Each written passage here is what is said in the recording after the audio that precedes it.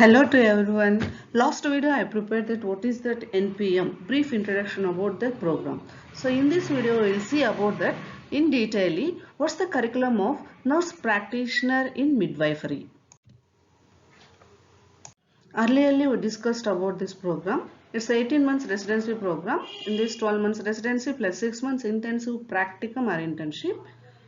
Again in this program it's divided into three modules. One is foundations to midwifery, second normal pregnancy, birth, postpartum and care of newborn, and complex care of women and care of compromised newborn is module 3. So these three modules they had categorized under this program, that is they had distributed the hours. One is the distribution of the program in weeks, total 78 weeks. Among these 78 weeks, 52 weeks first and 23 weeks for internship. First 12 months 52 weeks. In this annual leave, casual leave, sick leave plus public holidays 4 weeks is the examination preparation and examination they had allotted for 2 weeks, and theory and practicum, that is skill lab and clinical, total 46 weeks they had allotted. Second 6 months 26 weeks of internship. In this again annual leave, casual leave, sick leave, public holidays 2 weeks, exam competency assessment also included. Internship experiences total 23 weeks is there. So this curriculum they had implemented as first 12 means 46 weeks is there.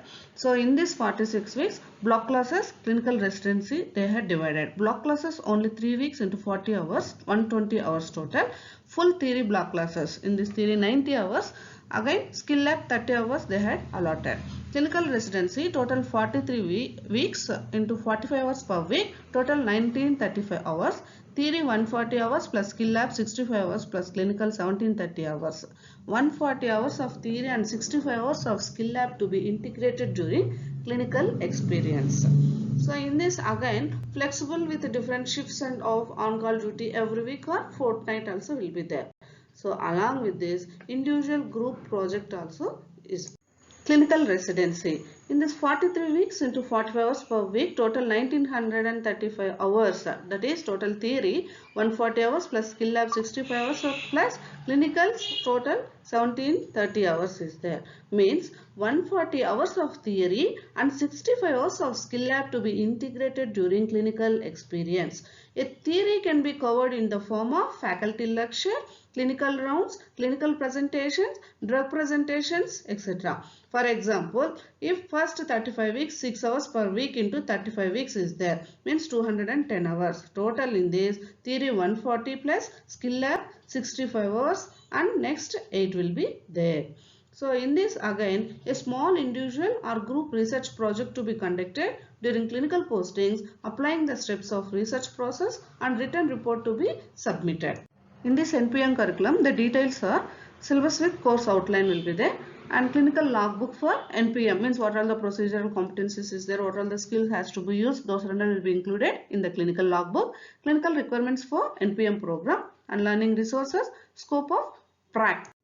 Coming to the modules, number 1 module related to foundations to midwifery. It is theory 90 hours. So in this practical skill lab 20 hours, clinical lab 180 hours is there. So in this module 1, that is related to foundations to midwifery, Indian healthcare system and maternal and neonatal health scenario in India had given. Professionalism and professional midwifery practices is there. Women-centered continuity of midwifery care and respectful maternity and newborn care is there. Legal issues relevant to midwifery practices, ethics in midwifery, education and counseling in midwifery, community engagement and research informed practices also included in this module 1. So basing on the ICM general competences, they had given that 1A to 1H. The first one is assume responsibility for own decisions and actions as an autonomous practitioner, means individually practitioner should be there. Assume responsibility for self-care including personal safety and self-development as a midwife. Appropriately delegates aspects of care and provides supervision. Utilize research to inform practice. Uphold the fundamental human rights of individuals when providing midwifery care. Adhere to jurisdictional laws, ethical regulatory requirements, codes of conduct for midwifery practice. Facilitate women to make individual choices about care. Demonstrate effective interpersonal communication with women and families, healthcare teams and community groups. Module 2 is relevant to the normal pregnancy, birth, puerperium and care of newborn. So in this, basic sciences applied to midwifery, means maternal, fetal and newborn physiology, pharmacology and diagnostics and infection control. Then second one, normal pregnancy, birth and puerperium, then care of the newborn. So this theory had given 100 hours, practicum 1020 hours, skill lab 40 and clinicals 980. Module 3. So in this complex care of women and care of compromised newborn, completely it's newborn and women related is there. So in this perinatal psychological health, complex care of the women, care of the compromised newborn, healthy families and communities. So the hours had allotted as theory 40 hours, practicum 605 hours, skill lab 35, clinical 570 hours is there. So total 2055 hours, internship 1035 hours is there. Teaching and learning. The educational process is underpinned by respect, with educators modeling the respectful care and communication that these graduates will engage in with women. The student is intentionally situated at the center of learning and becomes directly involved in the process of constructing knowledge. Those are experiential learning, scenario-based learning, reflective practice and simulation. Teaching and learning methods. In this slide, so many various methods is there how to teach and how to learn. Those are like classroom is very different, skill lab is different, clinicals is different. So if you come to that classroom, there's tutorials and workshop, experiential learning, self-directed learning, lecture com discussion, so many is there. If you'll see in skill lab also, skill demonstration, simulation, scenario-based reflective learning, OSCE, drills, micro teaching skills, demonstrations like. Clinicals also coming to that, clinical practice under supervision, independent bedside clinics, reflective learning, experiential learning, micro teaching, demonstrations, field, there's so many is there, so many methods they can. If you'll observe this slide, in this so many methods is there for assessment, means internal assessment for theory is different, for practical is different. For theory, seminar, self-assessment through reflective learning as well as peer review, written assignments, case studies, clinical presentations, literature reviews, OSCEs for practical assessment, teaching activities like health teaching, simulation, written examination, MCQs, quiz, poster presentations, online learning activities, class presentations including case studies, debates, peer review is there. Important task of the program, schema examination. The examination is categorized into theory and practical. So each paper they are having that internal assessment marks and external assessment marks. The duration of examination is 3 hours. Paper 1, Module 1, internal assessment 25 marks, external assessment 75 marks, total 100 marks. Paper 2, Module 2 and 3, internal assessment 25 hours, external assessment 75 hours, total 100 marks. Theory total 50 marks of internal assessment, external assessment 150 hours, total 200 marks. Practicals, midwifery 100 marks, internal, external 100 marks, total 200 marks. Practical total 100 marks, internal, external 100 marks, total 200 marks. So total if we'll come to that external marks 250 marks, total marks 400 hours.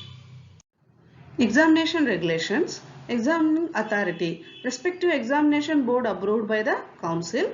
Eligibility for admission to examination. So percentage of attendance in theory and practical before appearing for examination should be 90%. Candidate who successfully completes the necessary requirements such as logbook and clinical requirements is eligible and can appear for the final exam. However, students should make up 100% of attendance for integrated practice, experience and internship in term of hours and activities before awarding the certificate. Supplementary exams. Failed candidates can appear for the supplementary examination after 6 weeks in the exam failed either theory or practical only. Number of attempts only 3 times.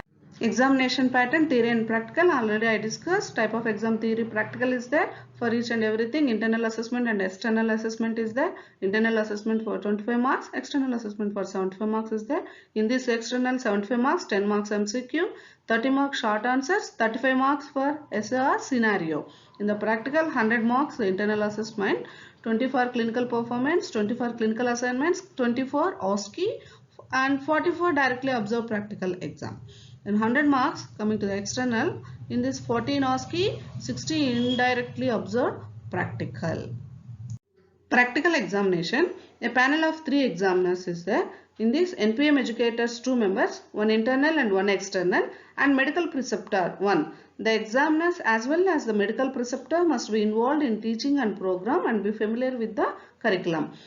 Qualification of examiners: NPM educators MSc OBG nursing with 5 years of teaching and clinical experience after PG dual role, or MSc obstetrical gynecology nursing with 5 years of experience as faculty with a minimum of 2 years midwifery clinical working experience.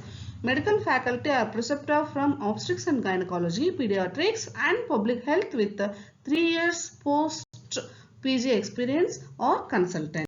Roles and responsibilities of NPMs. So many members are having the doubt after completion of this program where we will post it, what are all the responsibilities for us, what activities we have to be do. For this clarification, so here place of posting. So midwifery led care units, that is MLCUs, established high caseload facilities, means medical, at the areas of medical colleges, district hospitals and community health centers. The responsibilities are: work in collaboration with other maternity care team members, provide respectful maternity and newborn care to all women and newborns, provide continuum of care for the mother and newborn, conduct ANC clinics and counseling, perform triaging in collaboration with obstetrician or specialist, promote and manage physiological normal births, identify complications, provide emergency care based on established protocols and refer complicated cases to appropriate facility, provide RMNSS services, teach and mentor other team members. Boundaries for NPM practice in India. There are 4 boundaries is there. One is pre-pregnancy care, sexual and reproductive health. B, antenatal care. Third one, care during labor and birth. Fourth one, ongoing care to women and newborns, postpartum care. So coming to that first one, pre-pregnancy care, sexual and reproductive health.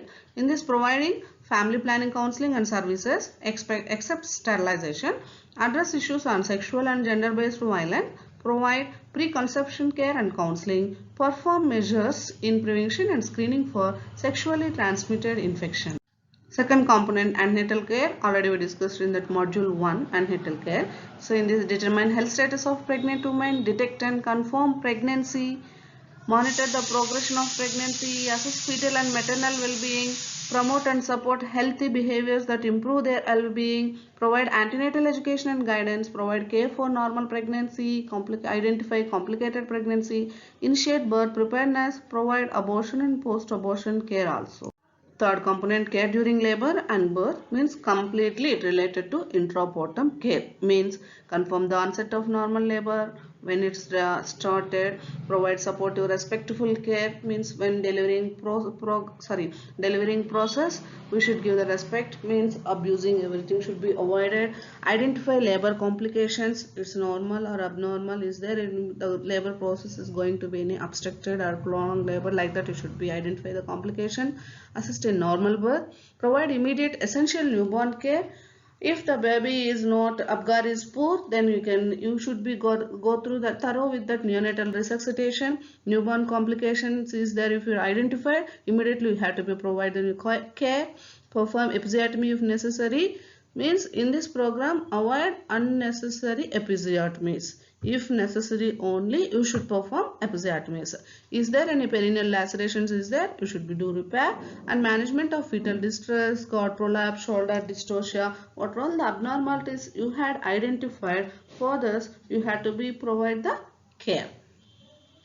And finally the fourth component is ongoing care of women and newborn, that's postpartum care, means in this provide postnatal care which focuses on continuing health assessment of mother and infant, health education, support for breastfeeding, detection of complications and provision of family planning services, support maternal and infant bonding and healthy childbearing practices, identify and perform immediate management and when indicated, initiate referral of postpartum complications also, counsel and provide postpartum family planning services, provide anticipatory guidance for mother and newborn on complication, readiness and recognition of danger signs in women and newborns also.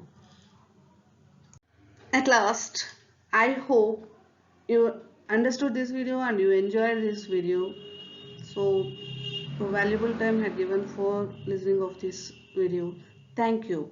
Please subscribe my channel SVT. Thank you.